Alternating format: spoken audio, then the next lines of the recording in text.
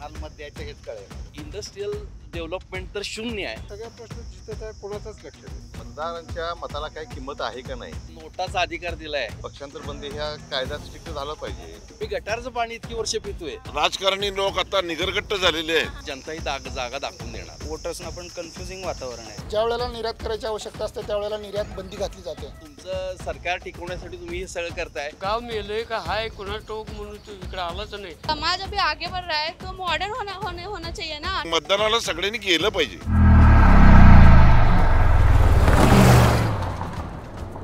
Post graduate degree कोर्सच्या माध्यमातून परिपूर्ण राजकीय नेतृत्व घडवणारं आणि प्राध्यापक राहुल कराड यांच्या संकल्पनेतून साकारलेलं भारतातील पहिलं institute MIT school of government presents जागर लोकशाहीचा. नमस्कार, मी Deepak Darade. For the people न्यूजमध्ये आपलं सर्वांचं स्वागत आहे. जागर लोकशाहीचा हा MIT स्कूल ऑफ गव्हर्नमेंट प्रस्तुत जो महाराष्ट्र दौरा आहे फॉर द पीपल न्यूजचा, तर यामध्ये आपण लोकसभा निवडणुकीच्या निमित्तानं वेगवेगळ्या लोकसभा मतदारसंघामध्ये जाऊन तिथले प्रश्न, तिथल्या समस्या ज्या नागरिकांना भेडसावतात, वर्षानुवर्षे जे प्रश्न रखडलेले आहेत ते आपण समजून घेण्याचा प्रयत्न करतोय. मतदार हा राजा आपण समजतो. या मतदाराच्या मनामध्ये नेमकं काय, इथली परिस्थिती काय, हे समजून घेण्याचा आपण प्रयत्न करतो. आजच्या आपल्या या दौऱ्यामध्ये आपण सांगली लोकसभा मतदारसंघामध्ये आणि इथल्या नागरिकांशी आपण बोलणार आहे. त्यांची भूमिका, त्यांची मतं आपण जाणून घेणार आहे. चला माझ्यासोबत या. उद्यान आहे हे सांगलीमधलं आणि इथं काही नागरिक बसलेले आहेत. दादा नमस्कार. नमस्कार. कसे आहात? एकदम मस्त. वा वा वा, छान.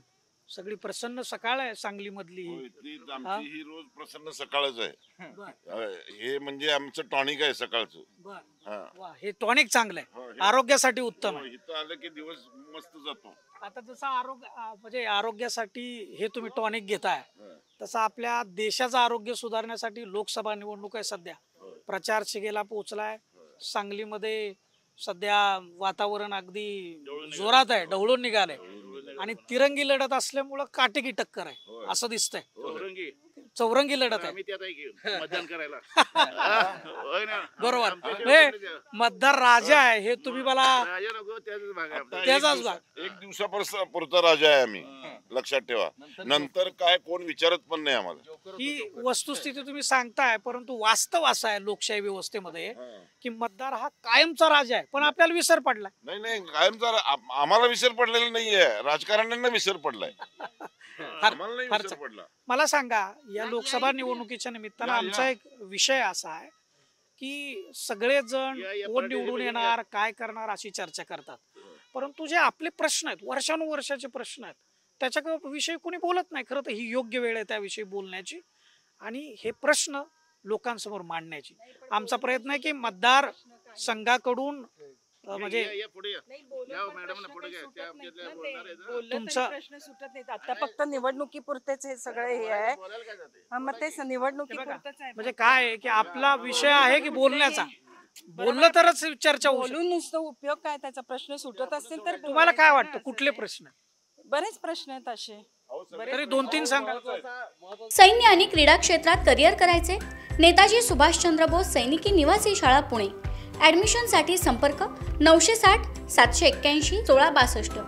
पाणी जे आहे पिण्याचं पाणी, की आम्ही गटारचं पाणी इतकी वर्ष पितोय आणि हे माणसाचे आमचे म्हणजे जनावरच्या वरचं आमचं काम चाललंय, ह्याच्यावर कुणाचं लक्ष नाहीये. इतके वर्ष सांगली इस्लामपूर जो रस्ता आहे, सांगली पेठ, की जो मेन हायवेला जोडणारा रस्ता होता, ज्याच्यामुळे सांगलीचा विकास ठप्प झाला, तो रस्ता सुद्धा अजून सुद्धा होईल, कधी होईल कुणाला माहिती. आणि सांगली हे इंडस्ट्रियल डेव्हलपमेंट तर शून्य आहे आणि पेन्शनर सिटी करून ठेवलंय ह्या सगळ्या राजकारण्यांनी मिळून. केवळ राजकीय इच्छाशक्ती नसल्यामुळे सांगलीची पिछेहाट झाली आहे. 2-3 महत्वाचे मुद्दे यांनी उपस्थित केलेले आहेत. दादा मला वाटतं तुम्ही थोडस बोलावं, सांगावं की काय नेमके प्रश्न आहेत. म्हणजे बरीच आता त्यांनी सांगितलंच की पाण्याचा प्रश्न केवढा मोठा आहे. पाण्याचा प्रश्न, रस्ते, ह्या बागा, इथं तर कोण बघायला नाही आहे. इथं आम्ही रोज शंक करतो तरी कोणी, राजकारणी लोक आता निगरगट्ट झालेले आहेत. तुम्ही काय करताय ते सांगा याच्यासाठी. आम्ही मस्त ओरडतोय, आम्ही करतोय, पण त्याचा काय उपयोग नाही. बाटल्या गोळ्या करण्याचं सुद्धा काम आम्ही मला दुसरं एक विचारायचं होत नाही. दुसरा एक विषय आहे की सध्या जी परिस्थिती, राजकीय परिस्थिती बनवली आहे, जे काय झालेलं आहे त्याविषयी तुम्हाला काय वाटतं? त्याच्यावर आता आम्हाला एकच दिवस मिळतो ना त्याच्यावर बोलायला. मग आता 5 वर्ष काही उपयोग नाही आहे. एकच दिवस बोलायला आणि त्याच्याकडे दुर्लक्ष करतात ते लोक. ठीक आहे, बोलतोय ना, जाऊ दे, एकदा शिक्का मारते आणि जाते घरी. तो शिक्का मारण्याचा दिवस साजरा करायचा का नाही करायचा? करायचा की आम्ही करतोच ना. तो आम्ही सगळ्यांनीच करायला पाहिजे आणि मतदानाला सगळ्यांनी केलं पाहिजे.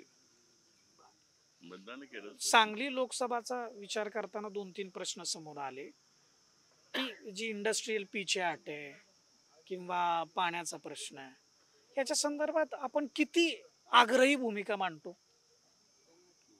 काय आता आग्रही भूमिका आम्ही मांडून काही उपयोग आहे का? मला सांगा. आम्ही मस्त म्हणतोय की हे सगळं व्हायला पाहिजे. करणारे वेगळे आणि ओरडणारे वेगळे, असं आहे ना. मग आता मतदार म्हणून तुम्ही निर्णय काय घेणार? मतदार म्हणून काय, आपण त्यावेळेला जे बुद्धी सांगेल तिथं गेल्यानंतर त्याला शिक्का मारायचा. तुम्हाला काय वाटतं?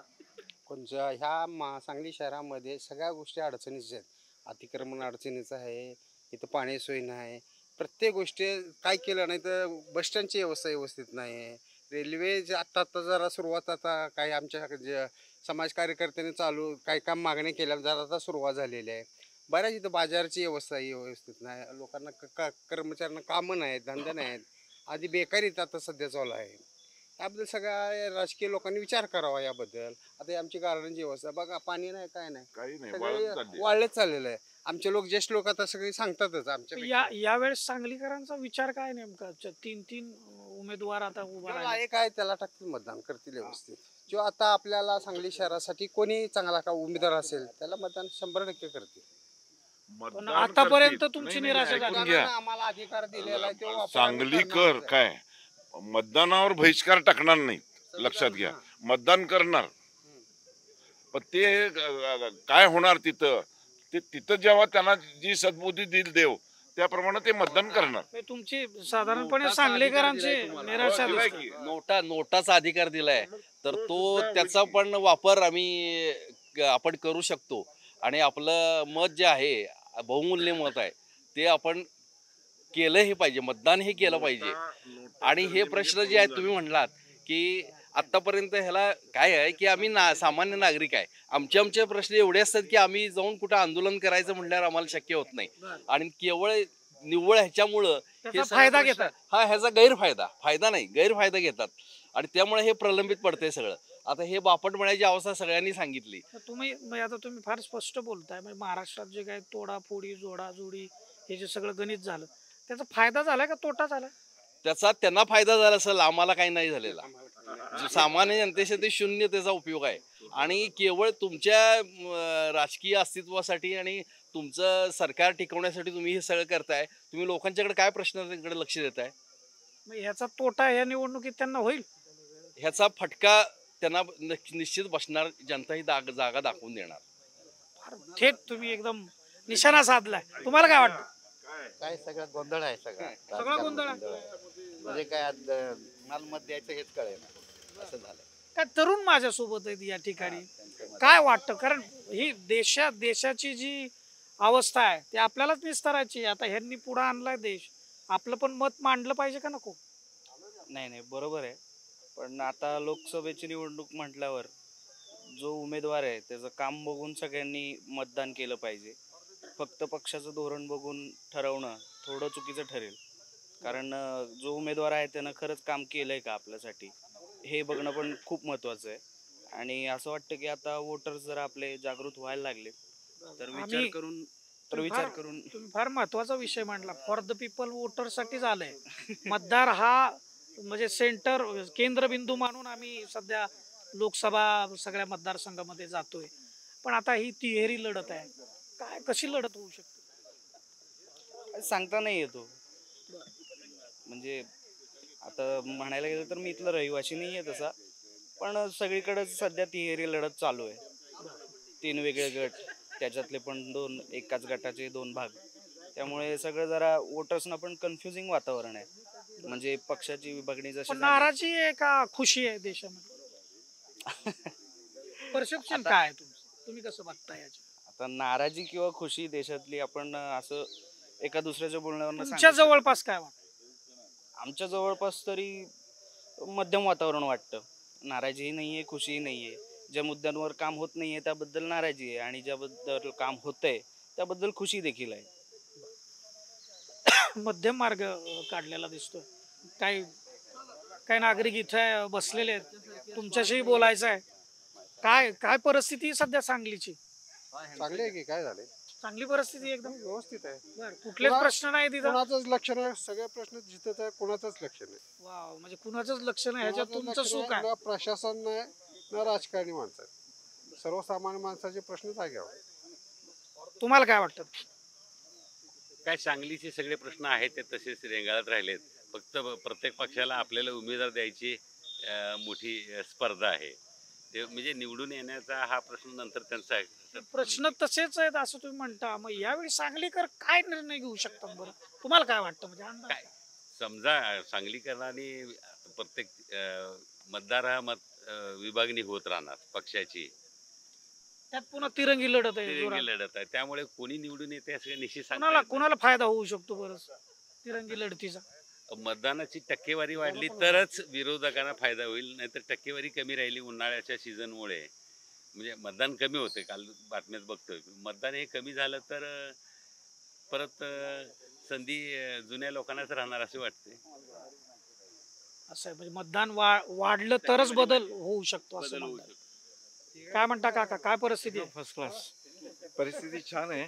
तुम्ही फर्स्ट क्लास आहे, या वयात सुद्धा एकदम टकाटक दिसतं. होय, पण आमचा प्रॉब्लेम असा आहे की राजकीय ह्याच्यामध्ये आमच्या प्रॉव्हिडंट फंडाची पेन्शनची वाढ आहे ती गेली 15 वर्ष सरकार देतो म्हणतायत, पण कुठल्याही सरकारने लोकसभेमध्ये त्याचा आवाज उठवलेला नाही आहे. आज आम्हाला 1700 रुपये पेन्शन, 1800 रुपये पेन्शन आहे. असे 75 लाख देशामध्ये पेन्शनर आहेत, वयोवृद्ध आहेत.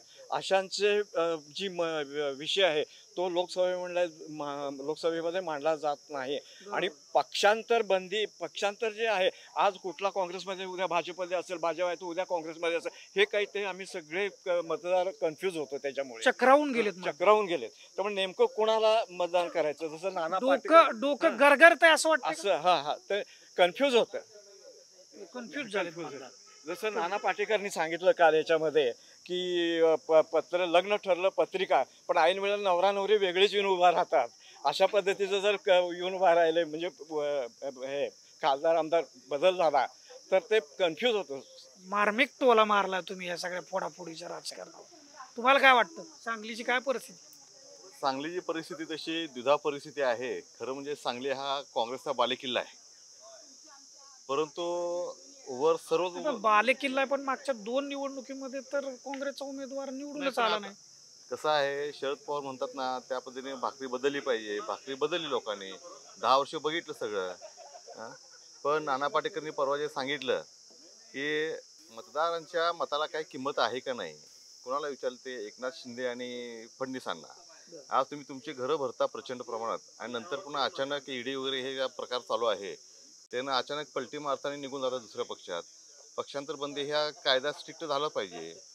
आणि तुम्ही 5-25 आमदार तुम्ही घेऊन गेला. फोडाफोडीचं राजकारण तुम्हाला फोडाफोडीचं राजकारण आहे हे मला सांगा, कुठल्याच मतदाराला मान्य नाही. हे सांगलीमध्ये आता तिहेरी लढत आहे. चंद्रहार पाटील आहेत, संजय काका पाटील आहेत आणि विशाल पाटील आहेत. ही तिरंगी लढत आहे. आता इथं कसं चित्र राहू शकतं, तुम्हाला काय वाटतं? इथं कसं आहे, ग्रामीण भागातून काँग्रेसचा फार मोठा मतदारसंघ आहे. अजून काही वेळा ते बदलले असतील, काही गोष्टी त्यावेळी चेंज झाले असतील मागं, पण आता 10 वर्षांनी बघितलं की आता लोकांचं म्हणणं आहे की बाबा थोडासा चेंज झाला पाहिजे. एखाद्या व्यक्तीला 10 वर्ष खासदारकी दिलेली आहे. अमेरिकेसारख्या राष्ट्रातनं 8 वर्षांनंतर तुम्ही किती लोकप्रिय असला तरी तुम्ही घरी बसता, तुमचा व्यवसाय बघता. आता विशालदादांना चान्स मिळाला पाहिजे. म्हणजे इथं बदल झाला पाहिजे असं तुम्ही म्हणता. तुम्हाला काय वाटतं, काय प्रश्न काय व्हायला पाहिजे माहिती का? कुठल्याही पक्षाच्या जाहीरनाम्यात लोकसंख्या कंट्रोल हा कुठंही नाही आहे. आणि आपला बेरोजगारी, कुठलाही प्रॉब्लेम, हे सगळे कारणीभूत लोकसंख्या आहे. तर कुठल्याही जाहीरनाम्यात कुणाचंही नाही, कारण त्यांना संख्या वाढवायची आहे आणि लोकांना गरीब ठेवून मतं मिळवायची आहे. हाच अजेंडा त्याच्यावर आहे. दुसरं म्हणजे हायवे व्हायला लागला, चांगली गोष्ट आहे, पण हायवे होत असताना साईडला जी झाडं लावली जातात ती झाडं लावायची त्यांना हे केले, पण जगवायची कुणी हा प्रश्न आहे. त्यामुळे सगळं भकासीकरण व्हायला लागलं आहे. तर ह्या दोन गोष्टी केल्या तर पर्यावरण पण क्लिअर होईल, संख्या कमी होईल आणि भारत मग एक चांगला देश म्हणून निर्माण होईल असं दर वाटते. प्रत्येक पर्यावरण दिनाच्या दिवशी करोडो झाडं लावली जातात. आता आतापर्यंत पण जगवली जात पर्यावरण नाही, हो. आतापर्यंत पर्यावरण दिन मोजले हो, तर किती करोडो झाडं हो, होतात? गेली कुठं? तेच म्हणतोय की ती जगवायची जबाबदारी पुढचे 5 वर्ष त्या झाडाला जपावं लागते. महत्वाचा आणि ते प्रश्न जपलं आहे. तर पर्यावरणाविषयी होईल. बोलताय. पुढाऱ्याने फक्त पर्यावरण, लावणं लोकसंख्या, सोपं आहे, पर्यावरण जगवणं फार आवड. जसं एखाद्या मुलाला जन्म देणं सोपं आहे, पण त्याचं पालनपोषण अवघड आहे. तसं ते झाडाचं आहे. महत्वाच्या मुद्द्यांवर भविष्यातले जे मुद्दे आहेत ना त्याच्यावरती लक्ष त्यांनी वेधलेलं आहे. लोकसंख्या नियंत्रण असेल, पर्यावरणाचा विषय असेल, उष्णता बघतोय आपण, बाहेर पडू शकत नाही आपण दुपारचं. म्हणजे इतके सारे प्रश्न हे सांगलीकरांनी उपस्थित केलेत. तिरंगी लढत आहे, अटीतटीची लढत होईल म्हणतायत, भाकरी बदलली जाईल म्हणतायत, किंवा मतदान कमी झालं तर पुन्हा जुन्यांनाच संधी मिळेल असंही म्हणतात. सांगलीकरांची भूमिका आहे. सांगली लोकसभा मतदारसंघात आहे आपण. हा पेट्रोल पंपावर काही नागरिक पेट्रोल भरण्यासाठी आलेले आहेत, त्यांच्याशी बोलूयात आपण, काय त्यांची भावना आहे. नमस्कार चाचा, कसे आहात? बस चांगला आहे. एकदम छान आहे. सध्या लोकसभा निवडणूक सुरू आहे, त्या निमित्तानं कुठले महत्वाचे मुद्दे तुम्हाला वाटतात महत्वाचे? बघा ते आपल्याला तेवढं काय माहिती. म्हणजे रोजगार, महागाई, विकास.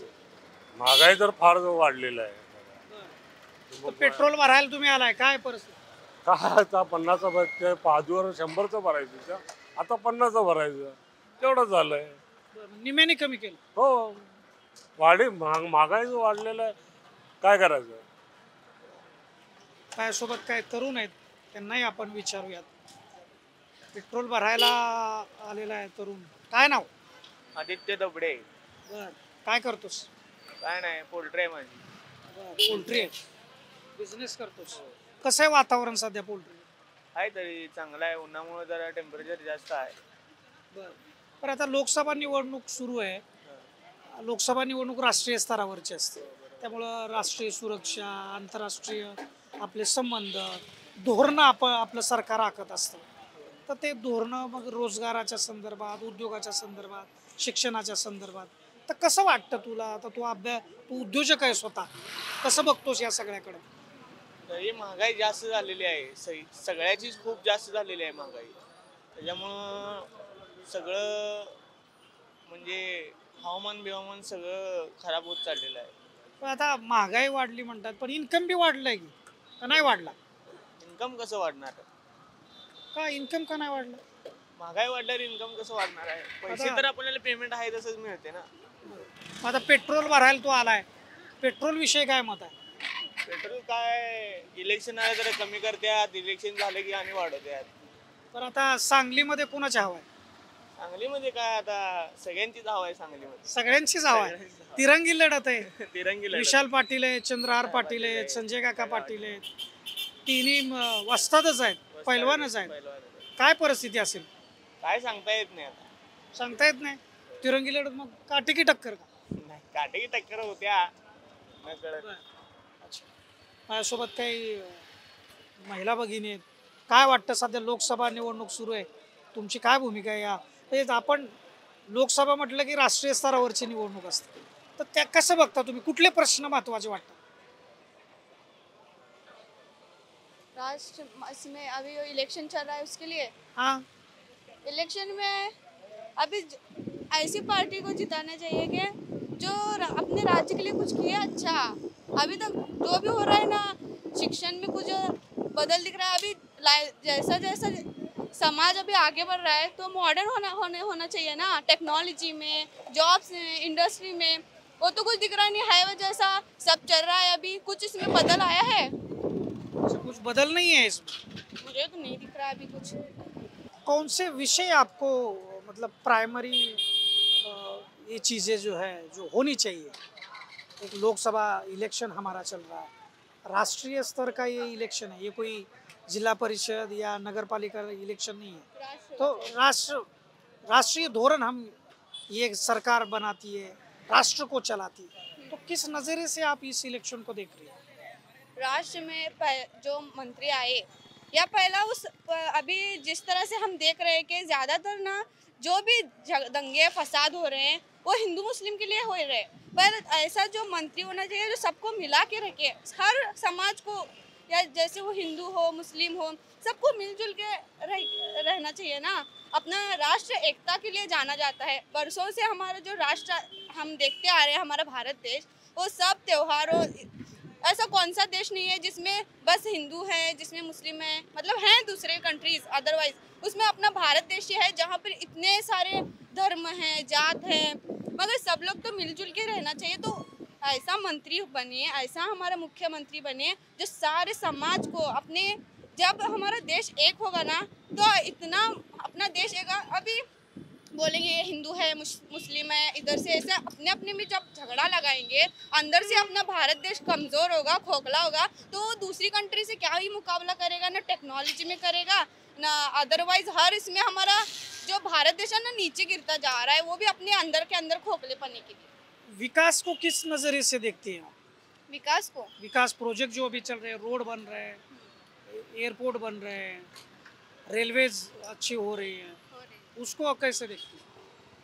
उसको हो रहे कि नहीं हो रहे? हो रहे हैं ना, अभी तो बहुत अच्छा देखने के लिए मिल रहा है, मगर और भी अच्छा हो जाना चाहिए। अभी जैसे कि अदरवाइज दूसरी कंट्रीज हैं वो तो कितना टेक्नोलॉजी में आगे जा चुकी है, लड़कियां अभी सब कुछ कर रही हैं लड़कों के मुकाबले, तो लड़कियों को ज़्यादा सहूलतें देनी चाहिए, लड़कियों के लिए ज़्यादा करना चाहिए, क्योंकि लड़कियां अभी ना बाहर के जिस तरह से देख रहे हैं ना, तो लड़कियों पर बहुत ये हो रहा है, तो अभी लड़कियों को ज़्यादा पढ़ाई में, टेक्नोलॉजी में आगे बढ़ना चाहिए।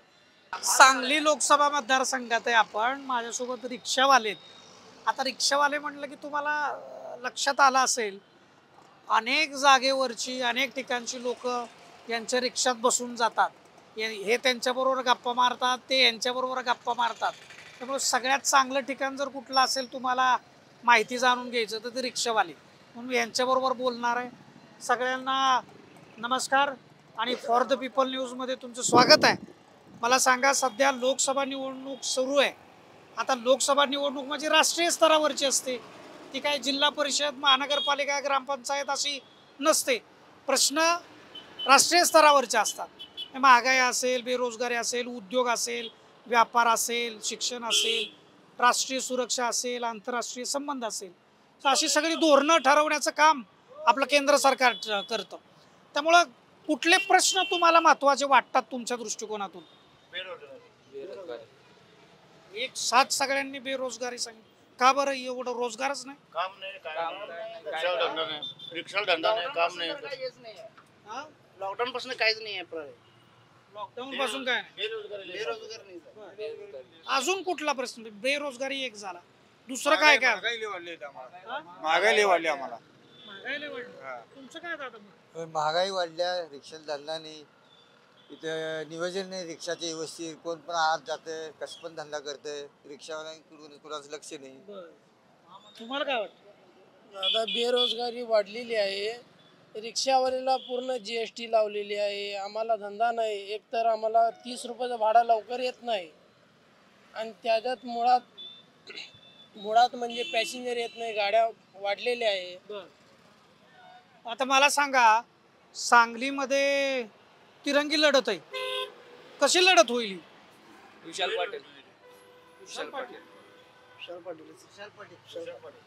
पाटीलच येणार 100%. का बरं? सांगलीचे काँग्रेसचे मोठा कार्यकर्ता आहे तो, त्याला तिकीट दिले काँग्रेस पक्षाने. दादांच्या घरात नाही लागली ती.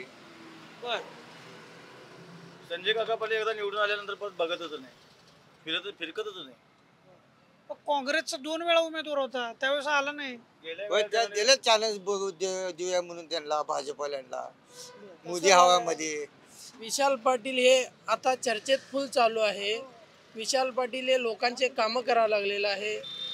संजय काका हे मुळात काय बघितलं नाही, रस्ते कसले आहे, काय आहे हे बघितलं नाही. त्याच्यामुळं विशाल पाटील हे कामं करायला लागलंय, जाऊन लोकांना विचारायला लागलंय, म्हणून विशाल पाटीलला सगळेजण मतदान करणार असं म्हणून सांगतात. बोल सध्या काय सांगलीमध्ये हवा कुणाची आहे? विशाल पाटील. का पण कशामुळे विशाल पाटील? चंद्रहार पाटील आहेत, संजय काका पाटील आहेत. नेतं चांगलं जरा वाटतंय ना. विशाल पाटीलला एक उजवाला बघवा लागलेला आहे. काँग्रेसचा मेन दिग्गज नेता आहे ते विशाल पाटील. हे विशाल पाटीलला कुजवाला बघायला लागलेला आहे. पाटील घराणं ठरवत पाटील होतं की घराणं काँग्रेसला मध्ये हे शेता कुठले कोण द्यायचं महाराष्ट्रात, तर त्यांनाच आज ही परिस्थिती आणली. सांगली लोकसभा मतदारसंघातल्या आपण सीमेवरच्या गावामध्ये आहे. गावातले नागरिक आहेत माझ्यासोबत. आपण त्यांच्याकडून जाणून घेऊ की नेमकी परिस्थिती काय आहे इथं. सांगली लोकसभा मतदारसंघ म्हटलं की बऱ्यापैकी बागायती पट्टा, कृष्णेचा परिसर असं फार छान छान ऐकायला मिळतं. पण प्रश्न पण त्याची कुजबूज ऐकायला मिळते, कानावर येते. काय नेमके प्रश्न या मतदारसंघात? आमचं हे अंकली गाव सांगली लोकसभा मतदारसंघातील शेवटचं गाव म्हणून ओळखलं जातं. हे आमचं अंकली गाव कृष्णा नदी काठावर वसलेलं असल्यामुळं पूर्वीपासूनच सदन गाव म्हणून ओळखलं जातं.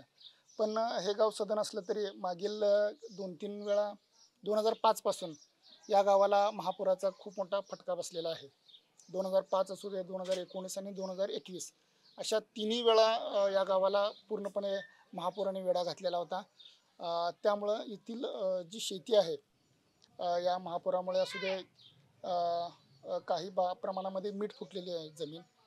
आणि दुसरी गोष्ट, इथल्या लोकांना महापुराच्या काळामध्ये बाहेर जाण्यासाठी जो मार्ग आहे तो मार्ग लवकर उपलब्ध होत नाही, कारण पूर्ण रेल्वेचा ट्रॅक जो आहे तो रेल्वेचा ट्रॅक बंदिस्त असल्यामुळे लोकांना या रेल्वे ट्रॅकवरून चालत मिरजेपर्यंत किंवा इकडे जयसिंगपूरला जावं लागतं. बरोबर. म्हणजे आपदग्रस्त जी परिस्थिती उद्भवते त्यावेळी तुम्हाला मदत लवकर मिळत नाही असं तुमचं लवकर मदत मिळत नाही. आता लोकसभा निवडणूक म्हणलं की आपण ही राष्ट्रीय स्तरावरची निवडणूक आहे. इथं राष्ट्रीय सुरक्षा असेल, आंतरराष्ट्रीय संबंध असतील, आपल्या देशाची धोरणं असतील, हे ठरवली जातात. मग ते उद्योगाचं धोरण असेल, व्यापाराचं असेल, शिक्षणाचं असेल, रोजगाराच्या संदर्भातलं असेल, ह्या सगळ्या पद्धतीची धोरणं आपण ठरवतो. म्हणजे कशा पद्धतीची धोरणं आहेत त्याविषयी काय तुमचं मत आहे?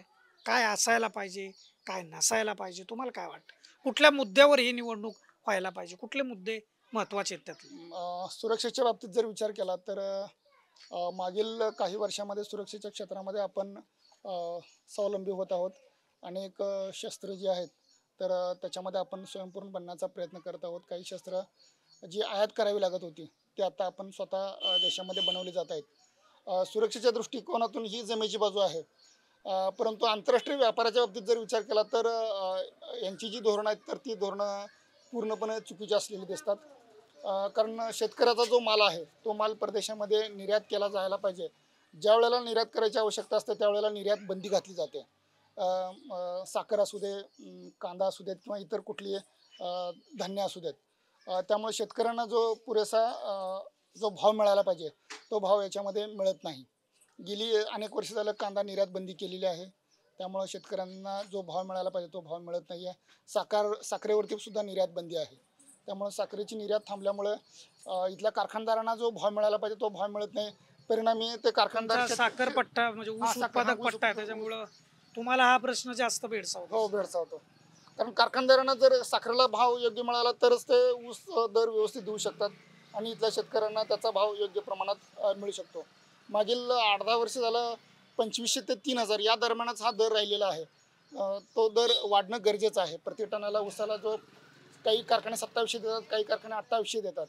परंतु हा भाव इतर खताचे भाव जे आहेत तर ते वाढलेले आहेत. शेतकऱ्यांची मजुरी वाढलेली आहे. त्या प्रमाणात भाव जो आहे ऊसाचा भाव तो वाढायला पाहिजे, तो वाढलेला दिसत नाही. आता मला सांगा, सांगली लोकसभेमध्ये तिरंगी लढत आहे आणि तिघांमध्ये ही लढत होणार, त्याच्यामुळं फार अटीतटीचा सामना होऊ शकतो. कसं बघता याच्याकडे तुम्ही? अटीतटीचा सामना हा तर होईलच.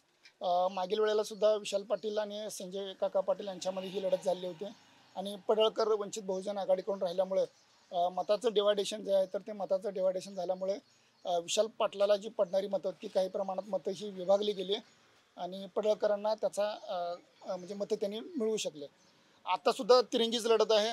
परंतु मागच्या वेळेला वंचित बहुजन आघाडी आणि MIM यांनी पडळकरांना पाठिंबा दिल्यामुळे पडळकर हे 2 लाखाच्या आसपास पोचले होते. आत्ता तशी परिस्थिती नाही आहे. मुळात या भागामध्ये शिवसेनेचं फारसं प्राबल्य नाही आहे. पण तरीसुद्धा ही सांगली लोकसभेची सीट ही शिवसेनेला दिली गेली. त्यामुळं इथल्या मतदारांच्या मध्ये खूप मोठ्या प्रमाणामध्ये नाराजी आहे.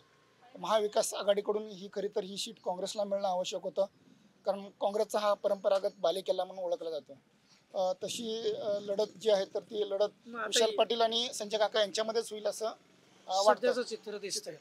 बरं, कोण तुल्यबळ कोण वाटतंय, कोण कुस्ती मारेल यावेळेस? आता मागच्या वेळेला जर बघितलं तर शहरी भागातील जे नगरसेवक आहेत, सांगली असू दे किंवा मिरज असू देत, या भागातील मतदार जे आहेत तर हे मतदार खास करून भाजपकडे आकृष्ट झालेले होते आणि त्याचा फायदा संजय काकांना झाला होता. परंतु मागील आठवड्याभरात बघतो की काही नगरसेवकांनी भाजपच्या सदस्यत्व पदाचा राजीनामा देऊन त्यांनी विशाल पाटील यांचा प्रचार करण्यासाठी त्यांच्या बाजूनं कल दिसतो त्यांचा. त्यामुळे शहरी भागातील मतदारसुद्धा यावेळेला विशाल पाटील यांच्या बाजूने वळेल असं वाटतं. त्याचा फायदा होऊ शकतो. हां, विशाल पाटील यांना निश्चितच त्याचा फायदा होईल. मिरज पूर्व भागात मानणारा अजितराव घोरपडे यांना मानणारा एक गट आहे की ज्यांनी विशाल पाटील यांना पाठिंबा दिलेला आहे. त्याच प्रमाणामध्ये जतमध्ये विलासराव जगताप यांनी सुद्धा यांना पाठिंबा दिलेला आहे. जरी जतचे आमदार विक्रम सावंत हे जरी काँग्रेस महाविकास आघाडीकडनं प्रयत्न करत असले तरी विलासराव जगताप यांचा सुद्धा गट त्या ठिकाणी शाबूत असल्यामुळं त्याचा फायदा निश्चितच विशाल पाटील यांना होईल. अतिशय सविस्तर विश्लेषण तुम्ही केलंय, धन्यवाद त्याबद्दल. काही अजून नागरिक आहेत माझ्यासोबत, आजोबा आहेत, बरेच उन्हाळे पावसाळे तुम्ही खाल्लेले आहेत. काय उपयोग आहे? कोण कोणाचं ऐकत नाही, काय नाही, कोणीच ऐकत नाही. राजकारणी लक्ष देत नाहीत. नाही तर कोण येतं इकडं? सीमेवर असलं की याचा तोटा आहे का? होय. मग आता तो संजय पाटील पालकमंत्री सांगली जिल्ह्याचा होता ना काय, तो कवा आला इकडं? नाही, खासदार होते ते. गाव मेलंय का हाय कुणा टोक म्हणून तो इकडे आलाच नाही. काल येऊन गावातून फिरून गेला उन्हात. त्याच्या मागं कोण जाणार उन्हात? ऊन असलं. काय परिस्थिती सध्या? सध्या आमच्या सांगलीची पाहिलं तर ठीक आहे. संजय काकांनी एक 10 वर्ष आम्ही त्यांना चान्स दिलेला आहे. तर आता बघू काही बदल करायचा असं ठरवलंय. म्हणजे जनतेमध्ये बदलाची भूमिका दिसते का? थोडस चान्स दुसऱ्याला द्यायचा. कोण पण दुसरा म्हणजे चंद्रहार पाटील की विशाल पाटील? आता नाही अजून तसं पूर्ण पक्क ठरवलं, तर मतदानच्या दिवशी ठरवणार.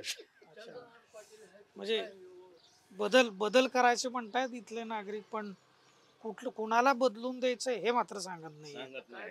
तुम्हाला काय वाटतं? तुम्हाला काय वाटतं दादा?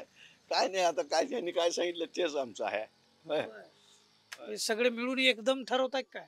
एकदमच ठरवणार ना. होय. आता संजय काकांनी गाव दत्तक घेतलंय मागच्या ह्याला, ते आता अजून देखील फिरकलं नाही तिकडे. मग आता मी काय तर विचार करायला पाहिजे ना त्याचं. हा, मुद्द्याचं बोलताय तुम्ही. मुद्द्याच बोलणार ना. नागरिकांच्या प्रतिक्रिया तुम्ही बघत असाल, काय बोलतायत नागरिक तुमच्या लक्षात येत असेल. MIT स्कूल ऑफ गव्हर्नमेंट प्रस्तुत जागर लोकशाहीचा हा महाराष्ट्र दौरा आपण फॉर द पीपल न्यूज करतोय आणि लोकसभा निवडणुकीच्या निमित्तानं वेगवेगळ्या लोकसभा मतदारसंघाचा आढावा आपण यामध्ये घेतोय. आम्ही आज सांगली लोकसभा मतदारसंघाचा आढावा घेतला. सांगली लोकसभा मतदारसंघामध्ये सांगली विधानसभा, मिरज विधानसभा इथं भाजपचा आमदार आहे. पलूस कडेगावमध्ये काँग्रेसचा आमदार आहे. जतमध्ये काँग्रेसचा आमदार आहे. तासगाव कवटे महाकाळमध्ये राष्ट्रवादी काँग्रेस शरदचंद्र पवार पक्षाचा त्या ठिकाणी आमदार आहेत. आणि आपल्याला हे जे सगळं म्हणजे खानापूरमध्ये 6वा जो विधानसभा मतदारसंघ तिथं शिवसेनेचे अनिल बाबर हे आमदार होते, परंतु त्यांच्या निधनामुळं तिथली जागा रिक्त सध्या आहे आणि त्यांनी शिंदे गटामध्ये प्रवेश केला होता शिवसेने. त्यामुळे हे असं चित्र आहे. आणि आता या लोकसभा मतदारसंघामध्ये तिरंगी लढत होती. म्हणजे शिवसेना उद्धव बाळासाहेब ठाकरे पक्षाकडून चंद्रहार पाटील यांची उमेदवारी जाहीर करण्यामुळे काँग्रेस गट नाराज झाला. त्यामुळे काँग्रेसचे जे विशाल पाटील आहेत त्यांनी अपक्ष उमेदवारी अर्ज दाखल केला, ते अपक्ष उभा आहे. आणि त्याच वेळी भाजपकडून विद्यमान खासदार संजय काका पाटील हे रिंगणामध्ये, हे मैदानामध्ये. त्यामुळे ह्या तिघांमध्ये ही कुस्ती रंगणार आहे. परंतु आता मजेशीर बाब अशी आहे की यावेळी वंचित बहुजन आघाडी जो आहे, वंचित बहुजन जे आहे ते आणि MIM यांच्याकडून मात्र हा विशाल पाटील यांना पाठिंबा दिला गेला. त्याचबरोबरीनं शहरात सुद्धा विशाल पाटील यांना जी मागच्या लढतीमध्ये, मागच्या वेळच्या 2019च्या लोकसभा निवडणुकीमध्ये त्यांना पाठिंबा फारसा मिळाला नव्हता, तो यावेळी मिळताना दिसतो. म्हणजे ग्रामीण भागात तर तो आहेच, परंतु बरोबरीनं आता शहरातही वाढतो. परंतु त्याच वेळी चंद्रहार पाटील हे शिवसेना उद्धव बाळासाहेब ठाकरे पक्षाकडून जे महाविकास आघाडीचे उमेदवार आहेत, त्यामुळं ते अधिकृत उमेदवार आहेत. त्यामुळं त्यांचा सुद्धा या ठिकाणचा जो लढा आहे तो जोरदार असेल असंही सांगितलं जात आहे काही लोकांकडून. त्यामुळं मत विभागणी जी होणार आहे, ह्या तिघांमध्ये मत विभागणी होऊन कुणाला फायदा होईल, कुणाची सरशी होईल, बऱ्यापैकी लोकांचा कल असा बदल घडवण्याकडे दिसतोय. म्हणजे त्यांच्या बोलण्यातून हे आपल्याला जाणवतंय. On the camera, off the camera असे लोक बोलतायत. ऑन द कॅमेरा कमी लोक बोलतात, ऑफ द कॅमेरा अधिक लोक बोलतात. त्याच्यातून जे काय आपल्याला परसेप्शन समजून येत आहे ते अशा पद्धतीने. त्यामुळं इथला पाणी प्रश्न असेल, इथली म्हणजे शेतीच्या संदर्भातले जे प्रश्न, रस्त्याचा जो प्रश्न म्हणजे सांगली इस्लामपूर हा जो रस्ता आहे त्याचा एक प्रश्न, या सांगलीमध्ये इंडस्ट्री फार मोठ्या प्रमाणामध्ये न आल्यामुळं देखील इथले लोक प्रश्न उपस्थित करताना आपल्याला दिसत आहे. आणि या सगळ्याचा परिणाम या लोकसभा निवडणुकीवरती, मतदानावरती असेल. लोकांचं असं म्हणणं आहे की जर बदल घडणार असेल तर मतदानाची टक्केवारी ही निश्चितपणे वाढेल, पण जर बदल घडणार नसेल तर मतदानाची टक्केवारी कमी राहील, असं लोकांचंच मत आहे. लोक खुलेपणानं बोलतायत, काही लोक बोलायला थोडेसे कचरत आहेत, परंतु बोलतायत. लोकांमध्ये जनजागृती बऱ्यापैकी मतदानाच्या संबंधी झालेली सांगलीमध्ये दिसून येते. नेमकं चित्र काय असेल, नेमकी निकाल काय असेल हे तर आपल्याला 4 जूनलाच आपल्याला समजेल. तोपर्यंत आपल्याला वाट बघावी लागणार आहे. परंतु आमचा हा जागर लोकशाहीचा जो महाराष्ट्र दौरा आहे हा असाच पुढं जात राहणार आहे. आता आम्ही पुढच्या हातकणंगले लोकसभा मतदारसंघामध्ये जाणार आहे. तोपर्यंत आमचा हा जो लोकसभेचा आढावा आहे, हा जागर लोकशाहीचा महाराष्ट्र दौरा आहे, याचे व्हिडिओ पाहण्यासाठी तुम्ही आम्हाला फेसबुक, यूट्यूब आणि इंस्टाग्रामवर फॉर द पीपल न्यूजला आपण सबस्क्राईब करा, फॉलो करा. आणि असेच नवनवीन व्हिडिओ पाहण्यासाठी तुम्ही आवर्जून ही गोष्ट कराल हा आम्हाला विश्वास आहे. आमचे व्हिडिओ लाईक करा, शेअर करा. तोपर्यंत नमस्कार. आपण पुन्हा नक्की भेटूयात. कॅमेरामन रोहित वनकटेसह मी Deepak Darade, for the people news, Sangli Lok Sabha मतदारसंघ.